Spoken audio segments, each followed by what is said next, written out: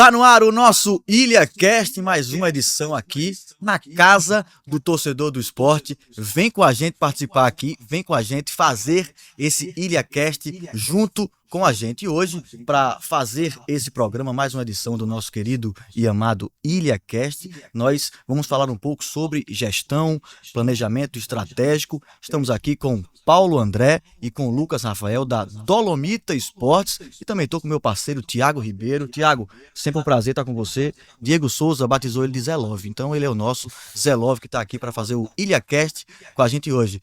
Paulo, Lucas, sejam bem-vindos à casa do torcedor do esporte.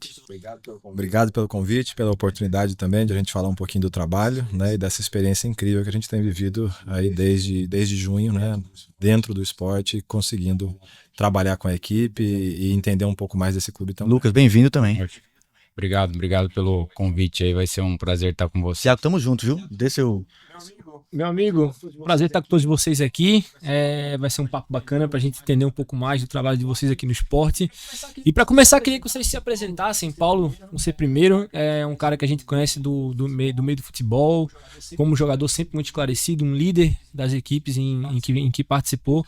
E eu queria saber de você como é que foi esse clique, esse start de mudar do mundo da bola para esse mundo corporativo, digamos assim, de consultoria. Bom, foi um...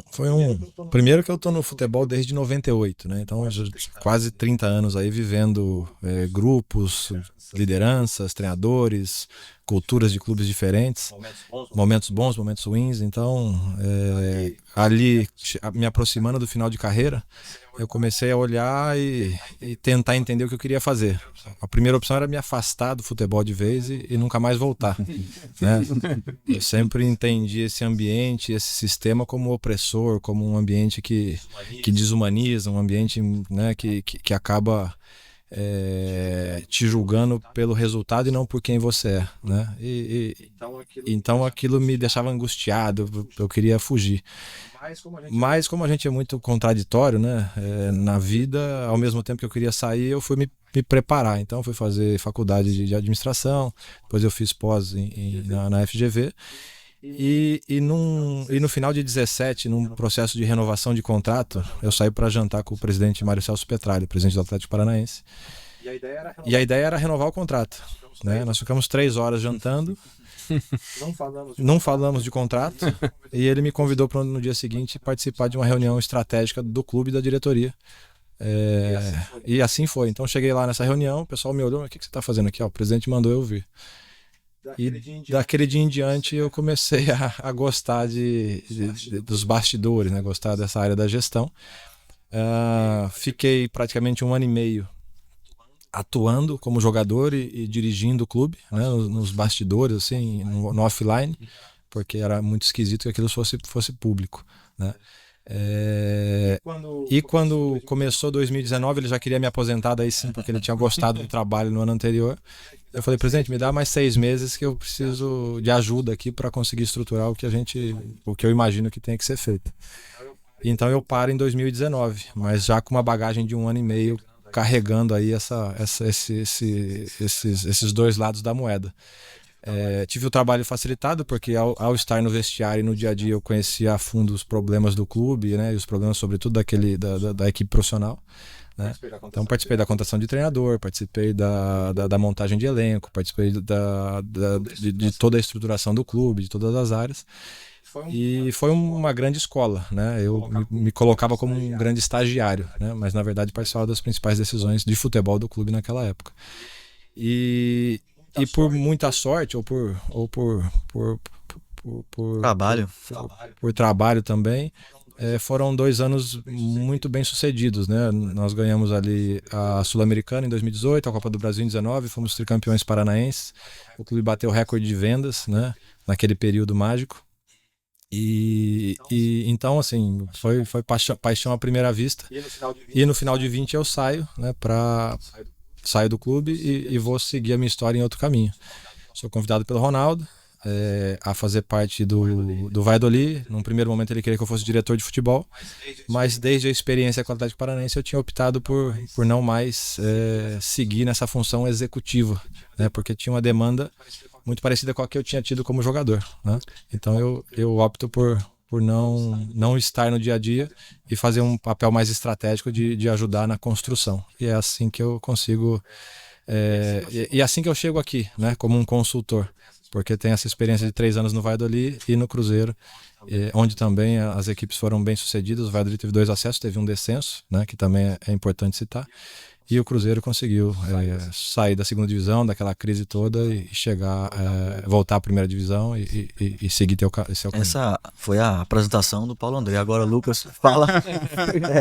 Agora fala um pouquinho também e fala como foi o encontro de vocês, esse match aí de vocês para o Dolomita. Ótimo. Eu já tive a oportunidade de trabalhar com o Paulo ainda como jogador.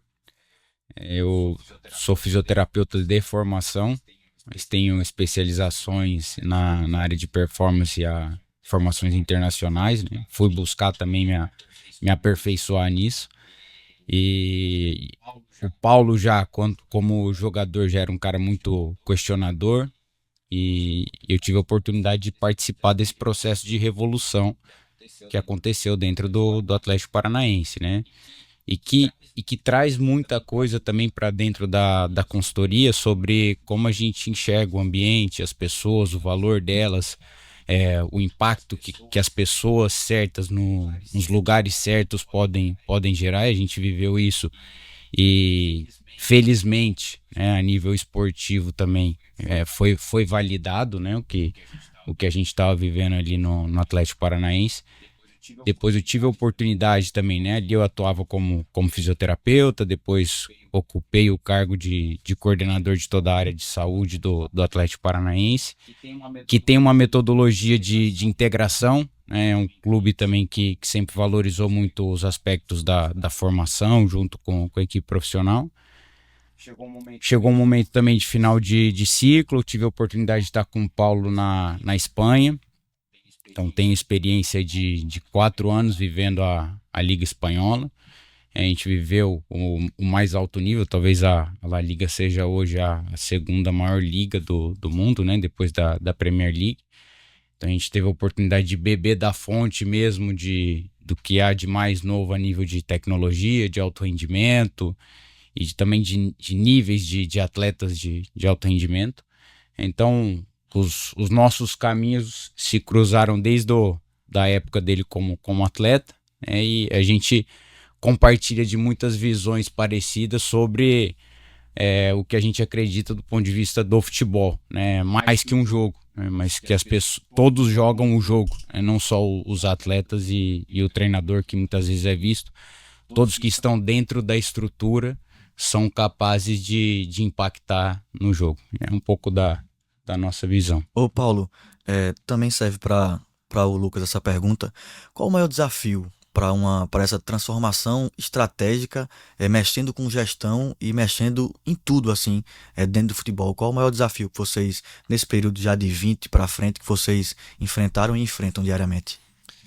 O maior desafio para conseguir estruturar, né, de fato, um projeto sustentável e mais longevo, de longo prazo, é você conseguir ter as pessoas certas, né? Conseguir construir equipes, e não só equipes, jogadores, elenco de futebol, mas pessoas competentes, capazes, com fome, né, com ambição, dentro das áreas chaves que prestam serviço aos jogadores e aos treinadores. Esse é o grande salto que se pode dar, né? Então a gente começa sempre a nossa metodologia por pessoas, a gente vai para a cultura, que são essa reunião, né, dos comportamentos, dos valores e das crenças daquele ambiente, daquele lugar, né, de como as coisas são praticadas ali. A gente passa para a estratégia, que é ter uma visão e uma ambição comum, né, uma só direção, para que todas essas pessoas, esses departamentos possam saber dizer não a tantas outras coisas e ruídos que aparecem no dia a dia, né? Aí sim nós vamos para a estrutura organizacional, que é colocar as pessoas nas caixinhas certas, nos lugares certos, para que elas possam expressar seu maior potencial, para daí, a partir dessa estrutura toda, a gente começar a falar em processo, né? E depois em sistema, que é tentar automatizar tudo isso para que essas pessoas de novo possam ter tempo para se capacitar ainda mais e melhorar os processos que já vão acontecendo. Então parece simples, né? Parece que é só a bola entrar na casinha, mas a hora que você começa a lidar com essa galera toda, e em geral a gente está falando aí contando com os jogadores, entre 60 e 100 pessoas, né? Você tem que fazer essa banda tocar numa única direção, e ao mesmo tempo dar protagonismo ao treinador, aos jogadores, às lideranças, dar autonomia, colocar os, né, para que eles tenham, para que eles possam atuar dentro dessa zona, desse espaço definido, para que eles também se capacitem e possam expressar de maneira positiva o seu talento e a sua capacidade. Dentro da saúde, da performance, essa linha também, Lucas, que vocês adotam? Completamente. O futebol, a gente estava até discutindo hoje pela manhã, é muito diferente do ambiente corporativo, né? A gente, sem dúvidas nenhuma, levamos em consideração todos esses 6 pontos que o Paulo considerou, mas a gente sabe que precisa ter uma sensibilidade ainda maior dentro do ambiente de futebol e, no fim das contas, sobre o que é a cultura do clube, né? A metodologia que se quer empregar, quem realmente vai fazer isso acontecer são as pessoas, né? Então a gente se dedica muito em conhecer muito bem as pessoas, entender as fragilidades, as fortalezas delas, para identificar a maneira mais adequada de potencializar o que realmente a gente tem como objetivo ou proposta, né? Porque na realidade a consultoria ela vem para levantar pontos e sugestões, né? E não como uma ação impositiva, até porque a gente não acredita nesse tipo de liderança. A gente acredita justamente em uma construção em conjunto e, novamente, são as pessoas que vão fazer com que os 6 pontos que o Paulo destacou aqui aconteça de verdade, né? Ainda mais pensando em processos internos e utilização de sistemas. Se as pessoas não estiverem convencidas e capacitadas para executar, a gente não vai conseguir avançar. Então, o pensamento é exatamente o mesmo. O que muda é o contexto, né? Às vezes a gente fala da performance, mas os aspectos metodológicos se aplicam da mesma maneira. O conceito, né? O conceito é o mesmo. O que muda é a especificidade das áreas, a especialidade de cada um. Vocês falaram também aí um pouco da importância das pessoas terem seus potenciais colocados ao máximo em prol do clube, em prol dos jogadores. Acredito que muito por conta disso também vem a questão do workshop que vocês fizeram aqui no esporte. Eu queria que vocês falassem um pouco mais desse workshop, dessa importância de trazer esse conhecimento e principalmente essa consciência do restante do staff de que de fato cada um tem uma importância tão grande ou até maior do que o próprio jogador que bota a bola para dentro.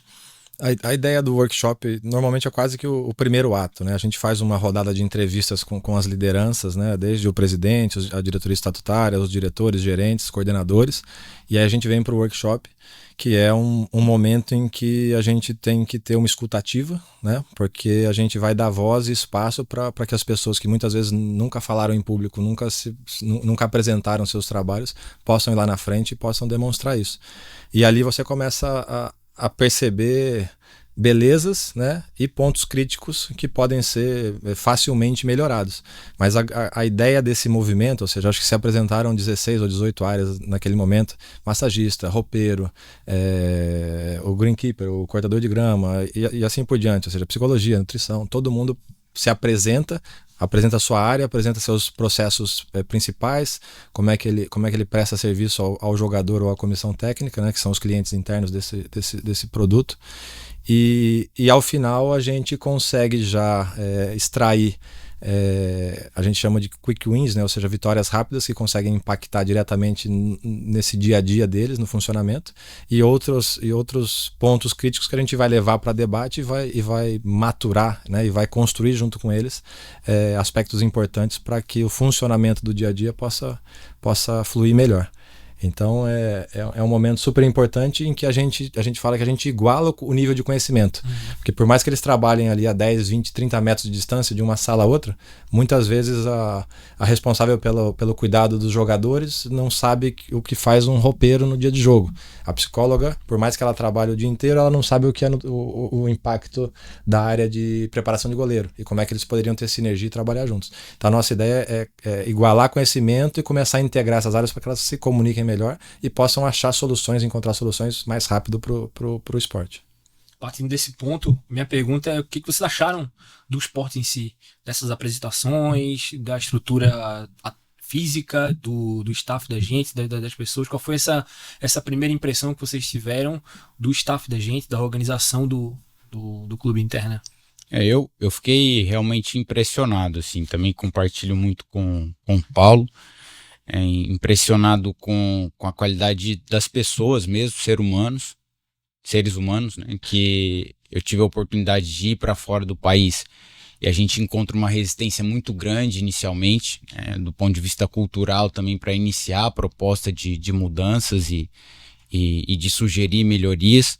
E o que nós encontramos aqui no esporte foi exatamente o contrário, né? Pessoas extremamente abertas, cheias de energia para poder contribuir, potencializar o que vinha sendo feito já. Então isso é um grande facilitador para a gente também, porque você acelera um pouco mais alguns processos que, quando existe uma resistência, você precisa passar por um nível de convencimento muito maior.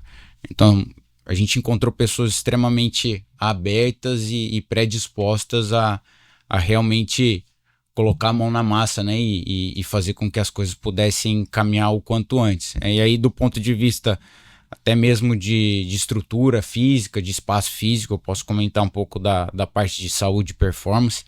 A gente via um grande potencial, né, do que foi realizado e construído ali, né, para a distribuição das áreas, só que existiam alguns pequenos ajustes, que é justamente favorecendo coisas relacionadas aos processos internos, né? Então, ajustes logísticos e de espaços físicos que facilitariam o grande objetivo nosso, que é unir pessoas, né, como a gente pode ver aí, colocar elas juntos em um único lugar, em uma única sala, os tomadores de decisões, para facilitar ainda mais e dar celeridade, dar velocidade para os processos.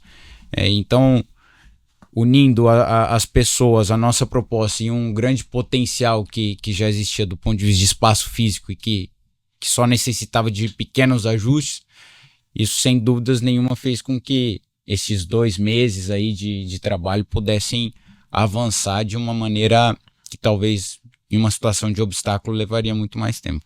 A gente viu aqui, enquanto vocês falavam, tava passando algumas fotos aqui, fotos bacanas. A gente viu o César, que é um cara que tem uma história no clube, tá falando ali rotinas e responsabilidades. A gente viu também o pessoal da análise de desempenho. Aí eu queria saber de vocês, acho que mais para o Lucas, para ele começar. Como é que junta todos esses dados? Como é que junta tudo isso para começar a ter os diagnósticos? Como é que vocês fazem essa leitura? Primeiro a gente passa por um processo avaliativo, assim como você vai estar com um problema no seu joelho. Eu tenho muito, inclusive. O terapeuta não pode chegar, pegar o seu exame de imagem e simplesmente começar a te tratar, né, baseado somente em uma informação dada pelo exame, né? Ele precisa te avaliar, ele precisa explorar e entender o porquê dessa causa e se existem caminhos mais adequados e rápidos para ser eficiente e efetivo na proposta de melhora da sua dor no joelho. E ali foi exatamente o mesmo caminho, né? Primeiro a gente passa por um processo de diagnóstico para entender o que nós temos de dados. Hoje, o mundo tem avançado muito a nível de tecnologia, e aí é outro cuidado muito grande que nós temos, que existe uma quantidade de dados imensa, né? Uma imensidão de dados. E aí a gente sempre faz a provocação sobre, ótimo, será que ter muitos dados se corresponde a poder ter melhores resultados? Nem sempre, né? E primeiro a gente precisa passar por um filtro e entender se os dados que nós temos realmente são os dados que vão fazer com que nós tomemos as decisões adequadas. Então, nesse processo de diagnóstico, a gente identifica primeiro, né, faz a primeira peneirada ali, né, o primeiro filtro. Quais são realmente os dados adequados da parte da fisioterapia, que vai identificar os fatores de risco de um atleta que pode se lesionar, os dados da fisiologia, que hoje tem um papel fundamental, né, no controle de carga externa do atleta. O que é o controle de carga? A gente tem um dispositivo ali de GPS, que eu imagino que muitos já viram, um atleta saindo de campo como se fosse um colete, né? Por trás do atleta leva um dispositivo ali que monitora toda a carga de jogo dele, distância que ele percorreu, que velocidade que ele percorreu, por quanto tempo ele percorreu. Tudo isso dá condição para a gente de poder individualizar o nosso atleta. né? Então, quando a gente faz essa primeira peneirada e identifica quais são os principais dados a serem utilizados, o grande desafio e o que a gente mais enxerga é que existem pessoas muito boas e as áreas bem desenvolvidas, mas elas não se comunicam, né? Elas não se interrelacionam.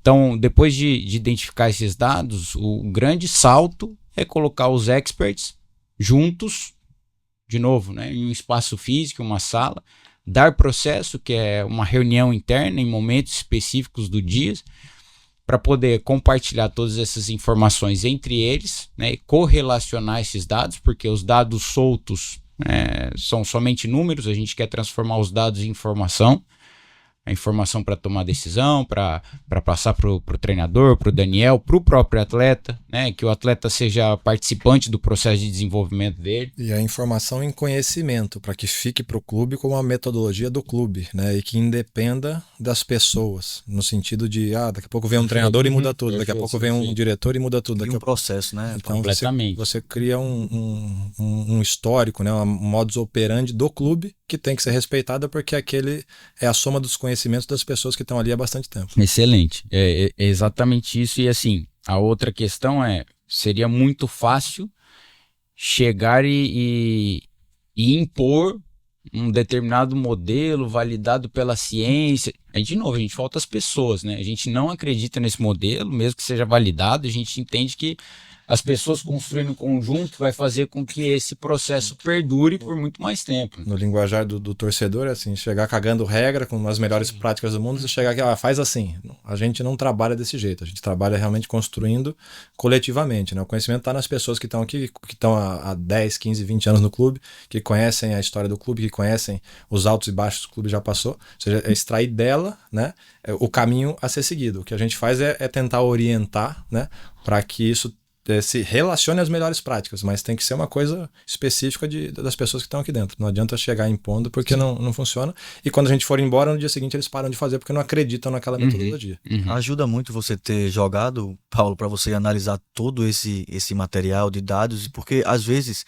a gente sabe, a gente acredita 100% na ciência, nos números, nos dados, mas a percepção de quem esteve e está dentro de campo também é muito importante, né? A gente costuma, nessa área de dados, falar assim, cheat in, cheat out, né? Se a gente botar dados merda para dentro, vai sair decisões merdas na hora do vamos ver, né? Então, o que o Rafa disse vamos ver quais dados realmente são relevantes e melhoram a nossa tomada de decisão. E quais dados nós estamos gastando tempo fazendo coisa que não está impactando melhoria, né, pro time. Então, esquece isso aqui, foca no que é importante e melhora esses dados que realmente são importantes e que impactam o rendimento do primeiro time. É nesse sentido que a gente vai peneirando e vai selecionando ou vai ajudando a encontrar novos dados que muitas vezes não tinha. Então, a gente chegou para essa área de saúde e performance e falou quais são os 2 dados relevantes ou quais são as 2 métricas relevantes que vocês trabalham 24 horas por dia o ano inteiro para ter. Né? E aí para assim e começa, cada área começa a dar 20 mil dados. Vocês têm 2 coisas importantes para fazer: disponibilidade de atleta, ou seja, o atleta saudável que está no campo jogando, né? E rendimento físico. E rendimento físico a partir dos números que são gerados pelo GPS. Então, o meu extremo faz 30 ações de intensas por partida.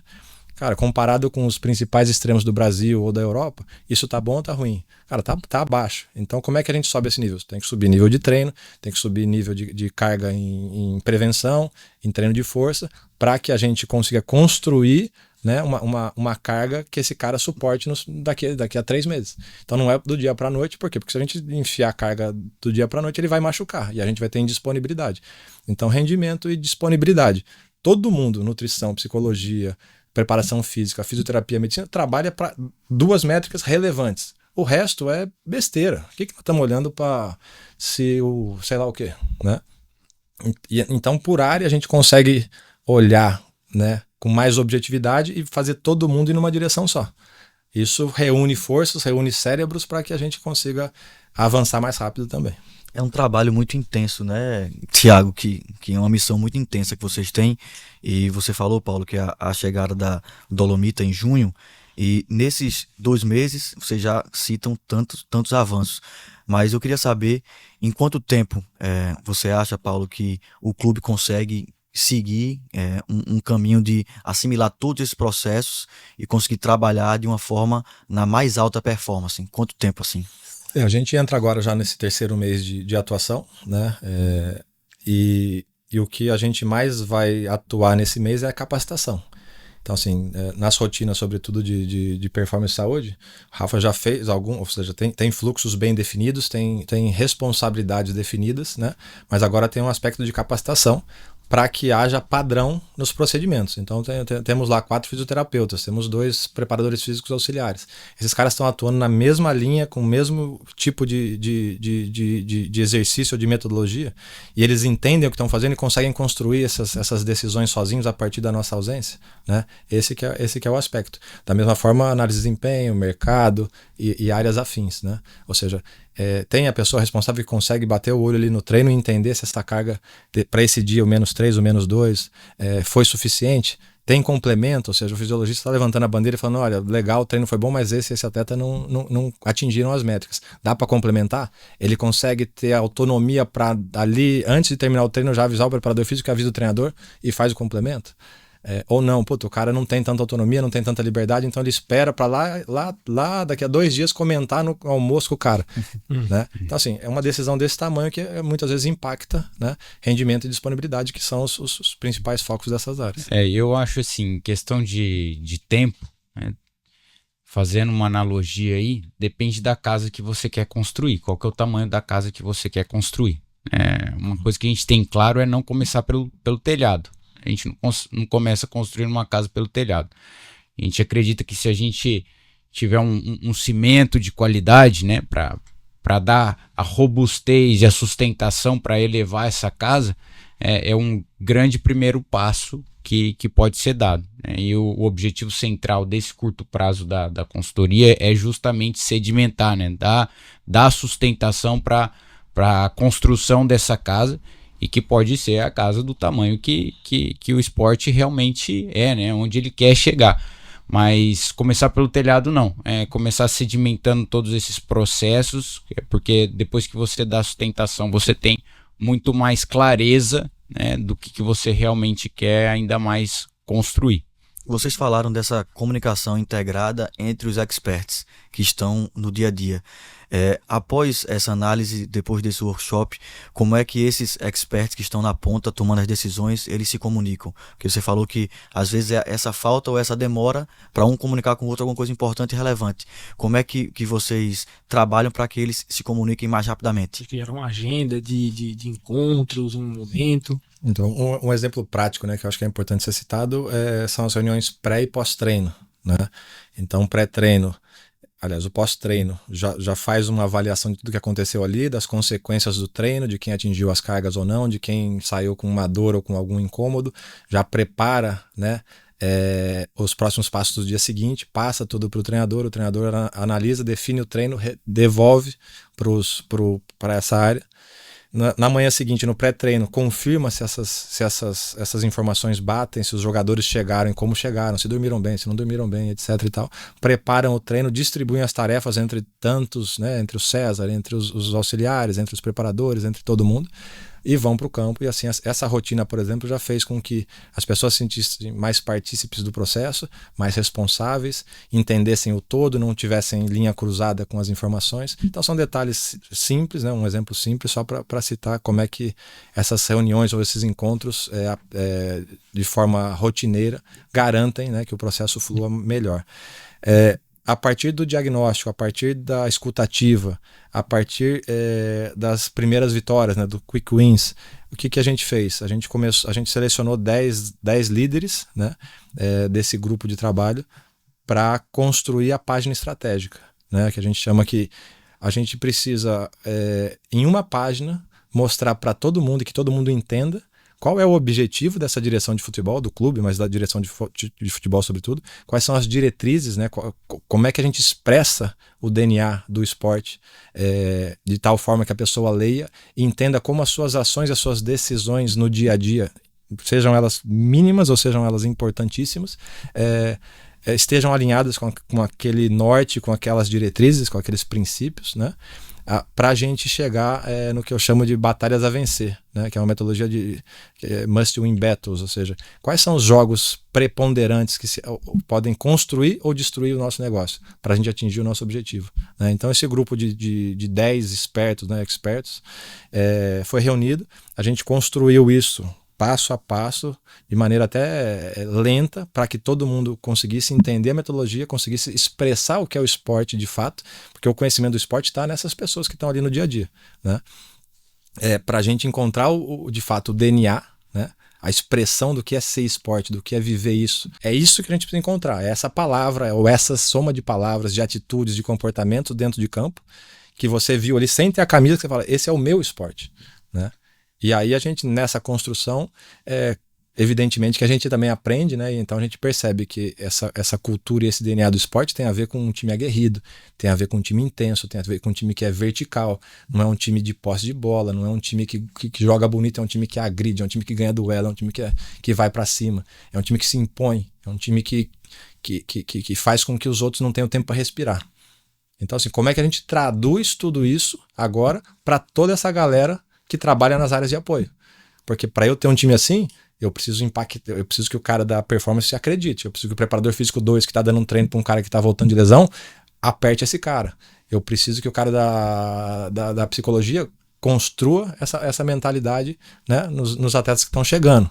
Então assim, é um processo que é resgatar a história, a tradição, né, em prol de facilitar o caminho que estamos seguindo. Essa só, desculpa Não, interromper, imagina. porque essa é a parte mais bonita do processo, porque da pergunta que vocês fizeram sobre os dados, isso traz significado para os números. Você não olha os números só por olhar e comparar talvez com os melhores jogadores da Liga Europeia. Não, você traz contexto para o que o esporte realmente quer. Você traz significado, você traz uma palavra que representa. E aí fica ainda mais fácil, né, dos próprios profissionais, como o Paulo disse, dentro da sua área, dentro da sua expertise, dentro da sua ação diária, saber o que ele precisa entregar, né? Não só um resultado, mas um resultado pautado nos valores do esporte.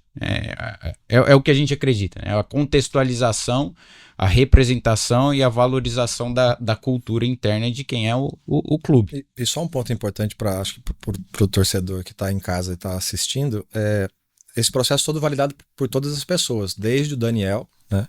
Então a gente senta com o Daniel, a gente fala, olha, isso aqui está saindo, né? Está emergindo desse grupo de trabalho, como é que você entende, como é que você vê isso?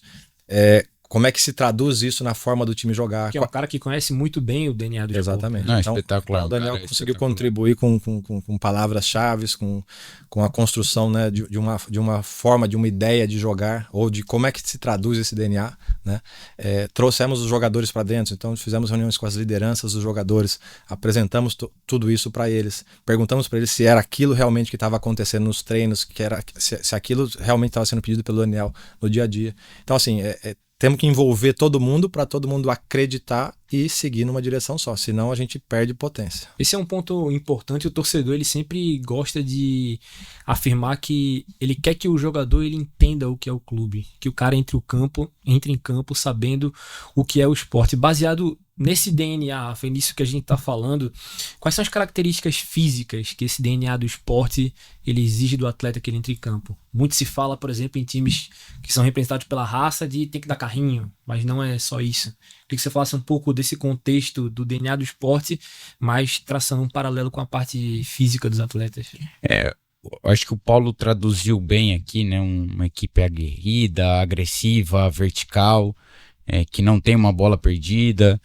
É uma grande representação e em conjunto aí a grande importância, vocês levantaram o nome do Daniel aqui, do treinador estar inserido dentro desse processo, ainda mais um cara como ele que conhece tão bem o clube, né? Porque a gente vai fazer em conjunto propostas junto com o preparador físico, né, com toda a área de saúde e performance,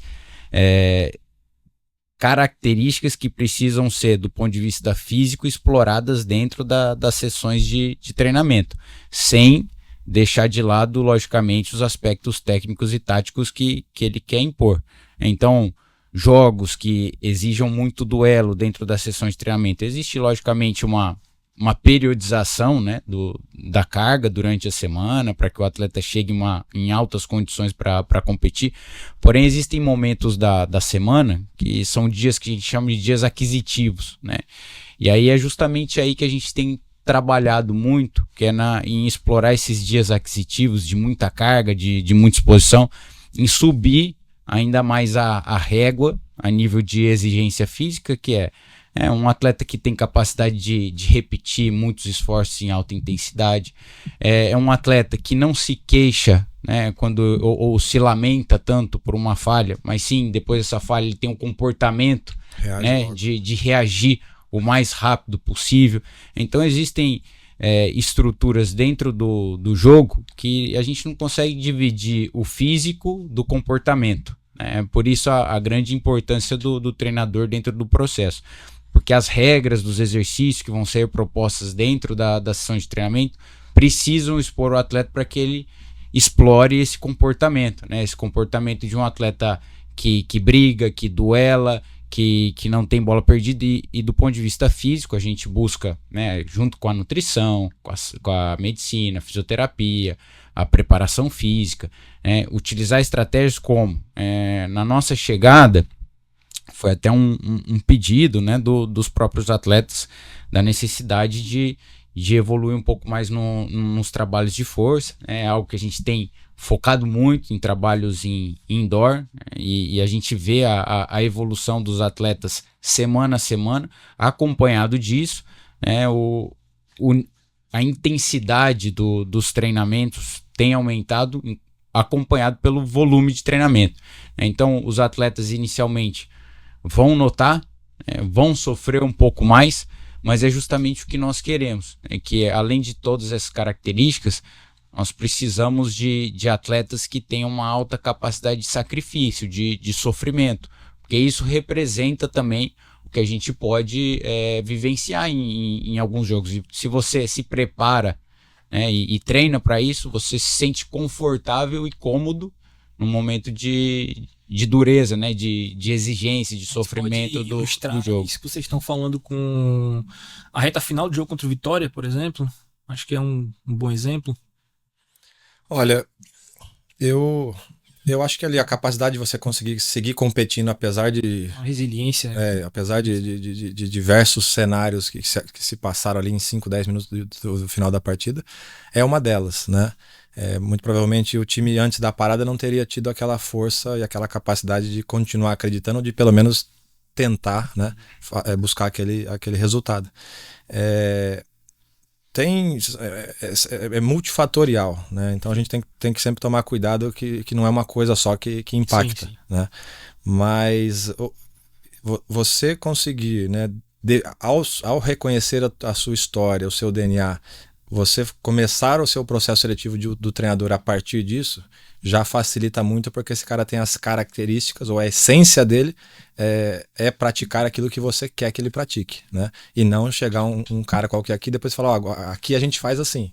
Não, o cara fez assim a carreira inteira, por isso a gente escolheu ele, né? A gente não participa, a consultoria não participa do processo seletivo do treinador nesse caso específico, mas eu digo, é fundamental que o clube tenha esse modus operandi para facilitar essa liderança que vai praticar aquilo que você realmente quer que seja transmitido em campo, né? E a partir dessa liderança, se esse cara gosta desse tipo de jogo, desse jogo agressivo, desse jogo que ganha duelo, desse jogo que ataca com velocidade, tudo fica mais fácil, porque aí a informação é uma só e a cadeia se adapta a isso, né? Então, respeitar a cultura do local do clube e seu DNA é fundamental para essa construção estratégica.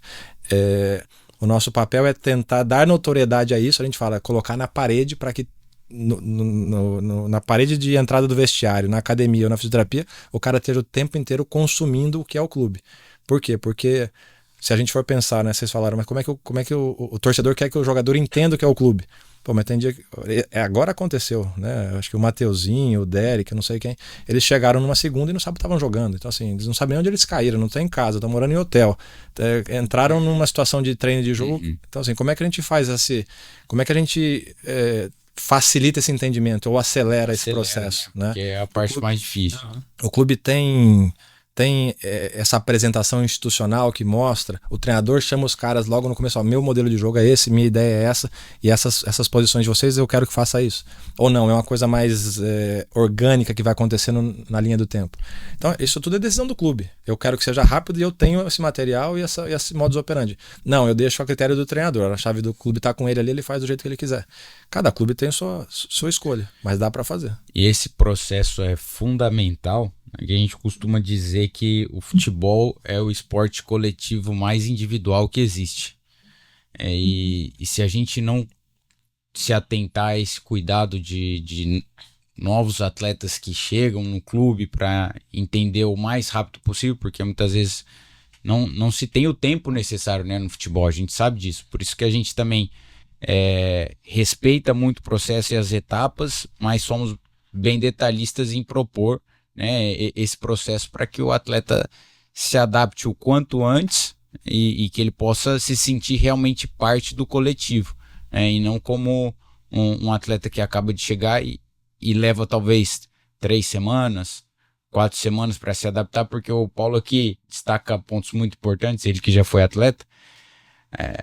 A gente às vezes olha o atleta como um dado, ou o jogador do final de semana, né, do meio de semana na competição, mas existem muitas coisas por trás disso, né? A família que se desloca, a vivência de uma nova cultura, a espera para buscar uma moradia, poder encontrar uma moradia que o atleta também esteja adaptado. Tudo isso influencia no estado anímico, emocional e que vai impactar no rendimento dele. Então a gente volta lá no início que a gente falou, né? Olhar para o ser humano, olhar para o indivíduo, que o atleta, né, ele é uma parte muitíssimo importante dentro desse processo, olhar para ele de maneira integral. Essa é outra provocação que a gente faz constantemente, em olhar o atleta não como um número, né, mas de maneira 360 graus. Né? E voltando para essa questão da escutativa, de ouvir o atleta, né, que foi uma etapa importante também do trabalho. Dali também sai muita coisa boa, sai um monte de porcaria, né? Porque o atleta em geral é reclamão e fica buscando brecha para achar desculpa e não ter que fazer o que tem que fazer. Sempre a culpa é de alguém, é o treinador que escalou mal, é a diretoria que não sei o que lá, isso aqui que não funciona, é a viagem que foi ruim, é a comida, é não sei o que lá. Então assim, a partir do momento que você começa a ter unidade, né, nesse entorno e alinhamento da mensagem, esse cara para de encontrar brecha. E aí se essa unidade também começa a exigir mais, os caras são cavalo de corrida, são competidores. Eles querem ser exigidos, né? Se você não exigir, ele deita, senta, relaxa e nada. Então assim, se você tiver essa unidade e conseguir exigir, o cara responde. Responde e é muito rápido a resposta. Porque eles também, quando eles percebem que o negócio está ajudando eles a crescer na carreira, eles abraçam. Então é esse ambiente que tem que ter. De justiça, de senso de justiça, no sentido de todo mundo é tratado igual aqui, ou alguém tem benefício. O nível de treino é alto, o treinador dá duro em todo mundo igual. O cara tá treinando mal, então por merecimento ele tá fora, não vai jogar. Ou não, esse aí treina mal e joga. O outro treina bem e não joga. Então assim, tudo isso influencia esse ambiente, né, para que as coisas funcionem ou não. Essa complexidade é por isso que o pessoal fala, mas o futebol é diferente, né? No fundo trata de pessoas. É que tem bastante variável. Então assim, o que dá para controlar e o que não dá. Vamos tentar controlar o máximo das variáveis, mas no final do dia ainda a bola vai entrar ou não porque ela quer ou porque ela não quer. Sim. Né? Acho que na nossa chegada, o cuidado que a gente teve de ter, inclusive, reuniões individuais com cada atleta. Foram todos os atletas do elenco no momento, e nós fizemos as reuniões individuais porque ele é parte integrante do processo. Você precisa escutar talvez o seu principal cliente para entender onde que também podem estar as debilidades. O Paulo já destacou aqui também que foi atleta, né? Existem os perfis que podem levar por esse lado, que é uma característica do atleta de futebol de alto rendimento, é normal. Mas o Paulo, que era um cara muito questionador também como atleta, chato pra Mas caramba. era do reclamão que você falou também ou não? Eu era chato, mas eu entendi no final da carreira. Qual que é o negócio do atleta? Desculpa, Rafa. Não, tá ótimo. Eu falo assim, dos 20 aos 27 é só umbigo. O cara só tá preocupado com ele, tá cagando pro resto. Porque ele tá com muita energia e ele quer ganhar dinheiro, quer ter a carreira dele e tal. Dos 27 aos 32, o cara começa a entender a questão do grupo. Porque ele começa a ficar um pouco mais velho, um pouco mais maduro. Mais do, começa de um todo. a entender que sem a ajuda de muitas coisas ele não vai conseguir ganhar. Né? Porque aí já é uma coisa de ganhar, de título, de tal. E depois dos 32, aí ele fica muito chato, por quê? Porque ele começa a olhar para trás e fala, meu, vocês estão perdendo tempo. Desse jeito não dá pra gente ganhar. Então ele fica muito mais crítico, muito mais criterioso, porque ele precisa da ajuda dos jovens e dos caras no pico de performance para conseguir fazer as coisas, que ele já não tem mais capacidade física para resolver jogo. Né?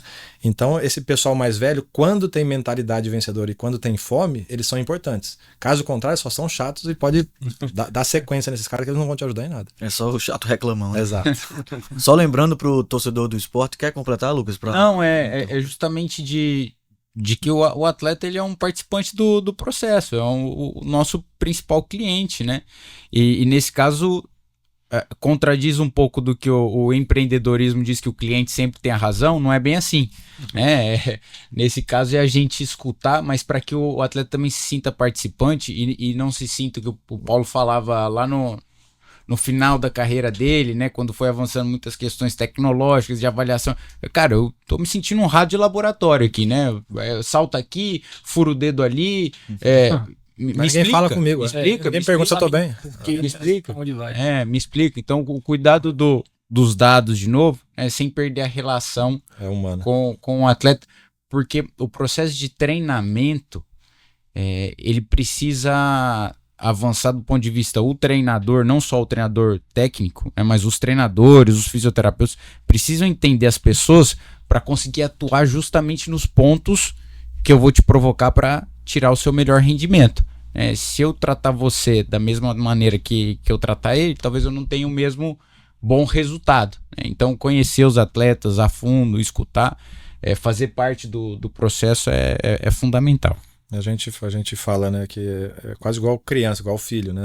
Não é o que você quer, é o que você precisa. Então a gente escuta, filtra, mas no final é assim, você precisa fazer isso aqui, né?